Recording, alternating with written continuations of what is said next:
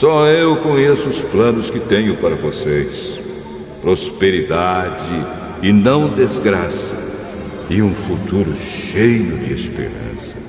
Sou eu, o Senhor, quem está falando.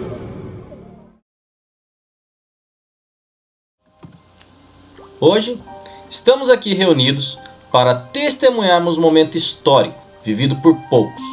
Mas antes, precisamos conhecer um pouco da história por trás da história. Vamos apreciar um resumo de um verdadeiro conto de fadas. Bem, conto de fadas não.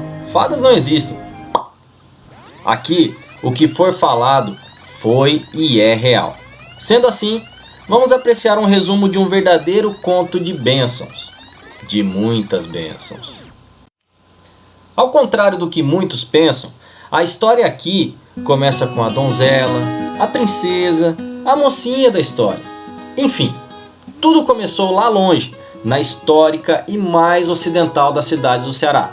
A cidade de Granja, situada no extremo oeste cearense, a 300 quilômetros da capital Fortaleza, onde da união do senhor Raimundo Grangense Filho com a dona Maria Helena Cavalcante de Carvalho, nasceram 12 filhos, e é na caçula, a pequena Maria de Jesus Carvalho Grangense, nascida em 10 de outubro de 1932, que vamos nos concentrar.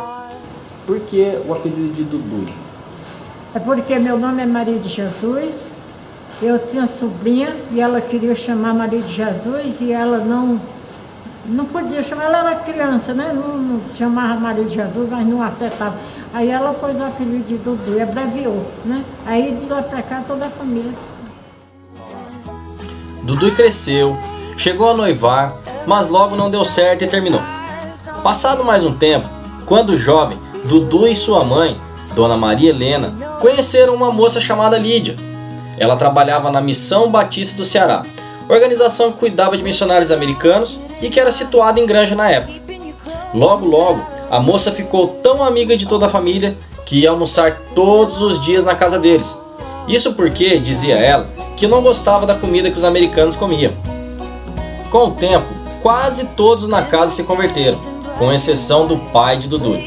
Seu Mundico, como era chamado, não gostava de crente, mas Deus se encarregou disso.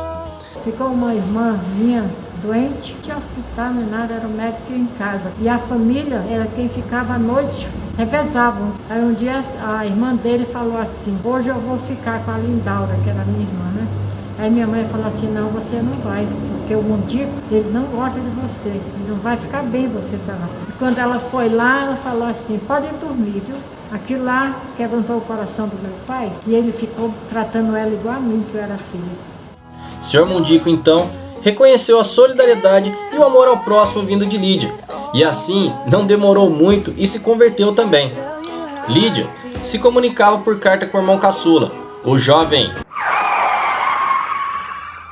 Opa, daqui a pouco eu continuo essa parte. Antes, nós temos de conhecer o mocinho, o guerreiro valente, o príncipe da história.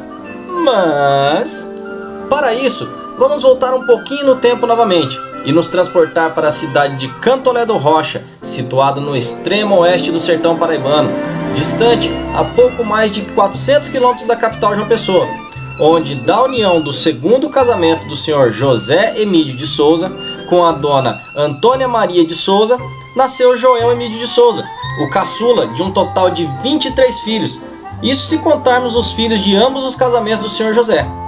A vida do pequeno Joel ficou marcado logo na infância. Quando tinha aproximadamente 2 anos, as igrejas evangélicas da região estavam passando por um momento de perseguição, onde 3 dessas igrejas foram incendiadas, e vários irmãos perseguidos e mortos, alguns até a pauladas. Infelizmente, a dona Antônia, que na época estava grávida e quase no tempo de dar à luz a mais um filho, não resistiu à perseguição, fugindo para a mata e desaparecendo sem nunca mais voltar. Um bom tempo após o ocorrido, o senhor José, já bem debilitado, reuniu todos os filhos, tanto do primeiro quanto do segundo casamento, e determinou que cada 2 filhos do segundo casamento ficaria sob responsabilidade de um do primeiro. E assim, o pequeno Joel, aos 7 anos de idade, juntamente com a pequena Lídia, foram entregues à sua irmã, Dona Maria Juventina de Souza, que já era casada com o pastor José Emídio Sobrinho, Como já naquela época pastores não tinham residência fixa e eram enviados para outros lugares conforme a vontade de Deus, lá foi o jovem Joel e sua irmã acompanhar o casal. Eles rodaram diversas cidades de diversos estados da região Nordeste, até pararem em Santo André, no grande ABC paulista. E foi somente lá, já com 17 anos, que o rapaz se converteu. Mas vamos lá. Em 58, a irmã do jovem Joel, a também jovem Lídia, chegou à cidade de Granja. Opa, mas essa parte já foi contada lá no início, lembram? Bem, então vamos continuar de lá de onde paramos, pois é a partir daqui que as histórias se cruzam. Em 1960, a jovem Dudu recebeu uma carta do irmão de Lídia, parabenizando-a pela conversão e agradecendo pela assistência dada à irmã. Dudu estranhou no começo, mas leu a carta. Foi amor a primeira carta, quer dizer, a primeira ortografia, digo, a primeira letra. Bem, rolou uma afinidade, pois daí não paravam mais de se corresponder. E ficavam ansiosos, pois toda quarta-feira era dia de receber carta e responder com outra. No começo, foi só afinidade mesmo, mas a coisa foi ficando séria e após 1 ano e alguns meses de correspondência, mais precisamente no dia 26 de novembro de 1961, começaram a namorar. Mais algumas correspondências e em 23 de novembro de 1962, noivaram. Isso sem se conhecerem, nem tão pouco as respectivas famílias. Quase 2 anos se passaram e em 18 de setembro de 1964 casaram-se por meio de uma procuração, em que o noivo autorizava que o irmão da noiva assinasse por ele. Conforme o relato do próprio noivo, enquanto ela casava, ele estava na fábrica trabalhando. Isso aqui é cunhado, hein? Tá, casaram, mas não vão se encontrar não? O encontro virou atração e alegria dos curiosos na igreja em que o noivo congregava, onde montaram todo um esquema para o encontro dos dois. Se curiosidade matasse. Mas a viagem, feita de ônibus, que já era longa na época, atrasou mais 2 dias. E após longos 25 dias de espera, somente com a presença deles mesmos e de Deus, e sem a presença dos curiosos, eles finalmente se encontraram. O tempo passou, mas apesar das diversas dificuldades, chegaram a montar uma pequena empresa de jardinagem. Mais um tempo e assim vieram os filhos. Quando ainda moravam em Santo André, veio a primogênita, a mãezona Tânia. 2 anos depois, e foi a vez do hoje conhecido pastor Joelson nascer também em Santo André. Mais 2 anos, quando já moravam em São José dos Campos, veio a alegre Joelma. E por último, o caçula, com jeito de filho mais velho, Jomar, que nasceu em Caçapava. Os filhos foram um a um se casando, vieram muitos netos para encher a casa novamente de alegria e com eles mais bênçãos. Mas ainda não acabou. Alguns ainda têm algumas coisas a lembrar e mais um pouco a falar. Olha só. O que eu lembro da casa da minha avó e do meu avô é que toda vez que eu vou lá, minha avó sempre faz tapioca, cuscuz, essas coisas. O que me marcou na infância que apesar de tantas dificuldades, meu pai sempre, na medida possível, sempre procurou nos proporcionar o melhor, né?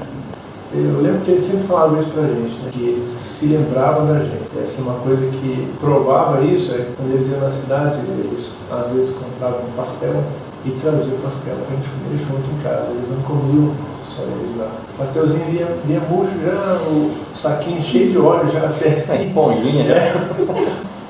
Todo mundo fala que pareço com ela, que quando eu crescer você é a Dudu, né?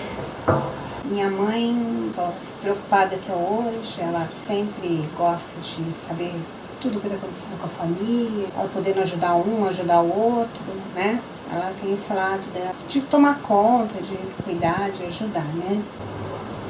Sempre que a gente ia lá, ele sempre abria uma portinha de dentro do armário, tirava uma sacolinha e tinha alguma coisinha dentro. Era canetinha, caneta gel, livro, eles sempre davam isso pra gente, quase todas as vezes que a gente ia lá. Então, a gente brinca E eu falo para minha sogra assim, que ela é minha sogra predileta, né? Lógico, eu só tenho ela, né? Seu Joel com a Dona Maria, eu não tenho pai nem mãe, mas eles são como meus pais. Então eu amo de coração. E se não fosse o amor de Deus e o amor do seu Joel com a Dona Maria, eu não tinha esse presente, essa princesa, que é a flor do jardim do meu coração, é a Tânia. De namoro, eu lembro que assim, a primeira vez que eu encontrei com o Jô, a Dona Maria foi junto para aprovar. Ele levou a mãe dele, dessa vez, né? Só que ainda bem que eu não sabia. Legal ele, né? Os meus avós sempre foram, tipo, exemplo, tipo, pra mim, pra minha família. Eles sempre tiveram presentes, tipo, dia a dia, assim.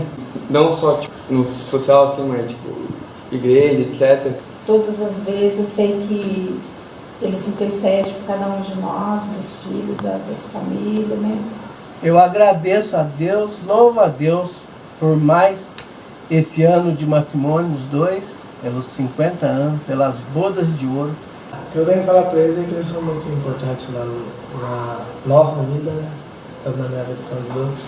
Mas eu agradeço a Deus pela vida deles, porque sem eles eu não existia. E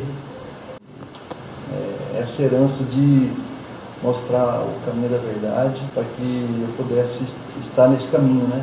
Hoje, se eu estou, devo isso aos meus pais, pelos ensinamentos, pelos valores que eles me deram, pelo exemplo que eles foram e é até hoje. Quero dizer que eu amo muito vocês, que Deus possa estar abençoando vocês, e vocês são muito importantes na minha vida.